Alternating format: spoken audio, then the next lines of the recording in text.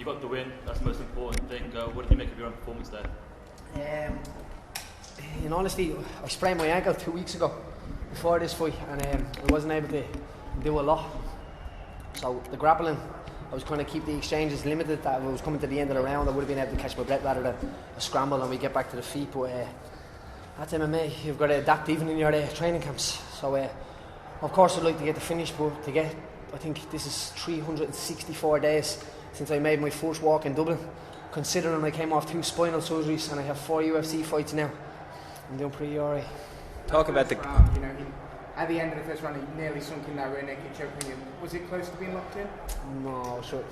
You can hold them out, and I knew at the time, even if I was going out, I would have came back in the minute the buzzer went. But this is what happens. The scramble. I'd like to see the scramble again, but there was a scramble and he ended up on my back somehow. But I thought that I was secure on that triangle, but he had like half of his glove in, and everyone knows I make that triangle go jingle jangle, but today it just wasn't there with me.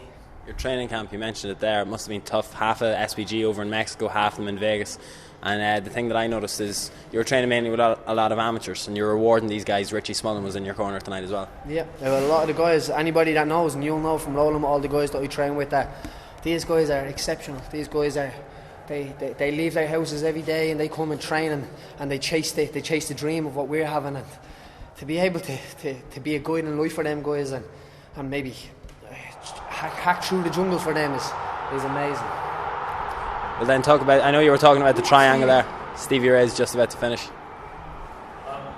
Paddy, obviously we know how loud the Irish are, but it seems like the Scottish are, representing their country, proudly as well. What was it like being in that arena?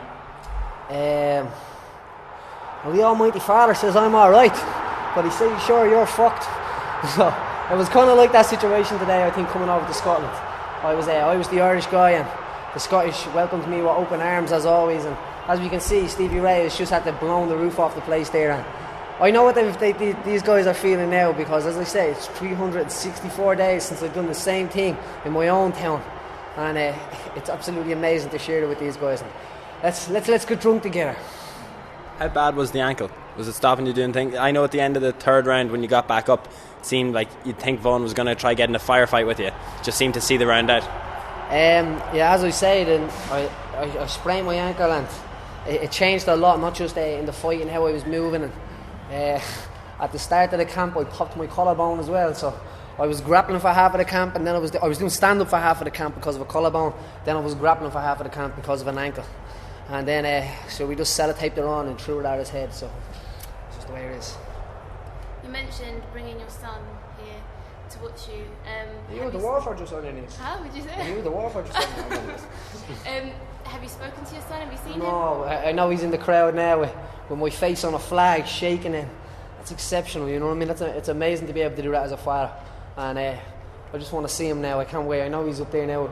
My friend Adam is looking after him, and he got a free trip here out of it. So I'm looking forward to going on holidays to Barcelona next week. I've promised him this holiday since last year in July. And he's such a good kid. I understand that. I understand. I told him I had 5 pounds left to cut, and he patted me on the back and said, Jesus, that's not bad, Dad. You're getting better. So he's a great little kid, and he's on this journey with me. It's Team Hooligan, me, him, and my dog. It looked like you were asking Brian Stan for one more thing. You thought you were going to get to talk again on the microphone. Was there a message you wanted to get out there? I wanted to say it to my son. I wanted to say it.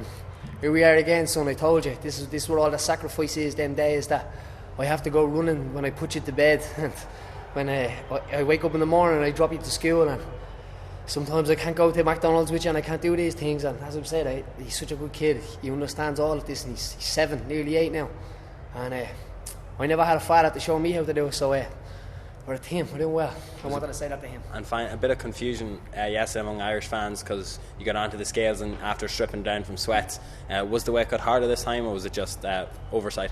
What happened was that the scales that we had, we stood on it, we cut the weight down, we were sitting there on the bed 2 hours to go to weigh in, and I moved the scales, and when I stood on it, it went up by a pound, and we had like 20 minutes to go, and no matter where I moved it around, it was still up a pound. So we just adapted again, and we put the sweats on in the room, and we got warm, and we travelled to the arena with the sweats on, and moved around in the arena with the sweats on, and then took them off, and I actually seen something on Twitter that somebody put up and it made me laugh my ass off today. He said, Paddy Holohan fighting back against the Ryanair charges, taking off all my clothes, and he had a gif of something of it, so I replied to that guy, yeah. But no, the weight cut wasn't harder this time. The weight cut's good for me, I have it down to a science, and that's my 4th time making it this year, and I've made 125. I overshot it to 123 before, so it's no problem to me. And you see, I can do 3 5-minute rounds. I'm good to go. October 24, Dublin, the UFC returns to Dublin. The excitement's I can already see it on your face. Are you ready for that? I love Dublin, man. Dublin is the greatest city on earth. Tallaght in Dublin is the greatest city, and then a place called Jobstown inside Tallaght, inside Dublin, is the greatest place ever. And I love my people. I love Dublin. I love Ireland. I can't wait to get back to Dublin, and I can't wait to put a show on there again. As a somebody this time, I'm not coming as the warm-up act this time. You know what I mean? I'm coming as someone that's inspiring a whole nation as well. Paddy, obviously a lot of the team members have been out in Vegas with the Conor McGregor camp, and a lot of them, I'm assuming, will be there while he coaches on The Ultimate Fighter as well. How does that change the dynamic in the SBG camp in Dublin, and how does that affect perhaps your preparation? As I always say, we are like a pack of Vikings. You know what I mean? We train, and we trade war tactics if you must, and say arms. And when the guys are away, it's easy to just send a video to somebody and say, check out this new thing, or how are you throwing this kick, and then you send a video. It's such a different world that we live in these days, and excuses are very easy to get. And if you want to find an excuse, you won't have to look too hard. But if you want to find a way, you have to be a special type of person and adapt and come over and refuse to find excuses. You told us that you want to get to that position where Conor is. What's next for you, and how long do you think it's going to take you to get to that kind of position? Well, I'd say I'll be fighting on Dublin. I'd say that's for sure. And I don't want to be in Conor's position. I admire Conor, and Conor has what he wants. That's what he wants, and I want what I want. And we all understand that. Conor understands that. Our whole team. It's the world that don't understand that. Where I am now, I live in Jobstown. I live in a council estate. I still live in my mother's house. That's where I want to be. You know what I mean? It's not a choice. That's where I'm happiest. You can give me a mansion and you can give me other things, but I won't be happy there. I'm happy in Jobstown. How are you celebrating tonight? I'm going to have a big, creamy pint of the good stuff. Yeah, and tea. And tea. And with my son. My son is here, so but he won't be drinking the pint. Maybe. He's Irish. No. Child services will be on. No, I'm going to have a pint with my friends and my coach. I haven't seen him. And I'm going to celebrate Conor's belt as well. Congratulations to the king, to the champ. And I'm going to celebrate. I'm going to have a pint in your name tonight, Conor, as well. And hopefully I'll pop out after Barcelona to the Ultimate Fighter and show some of them guys some skills as well. And it would be crazy going from trying to be a contestant on the Ultimate Fighter to going out and coaching a session. It goes to show that dreams do work.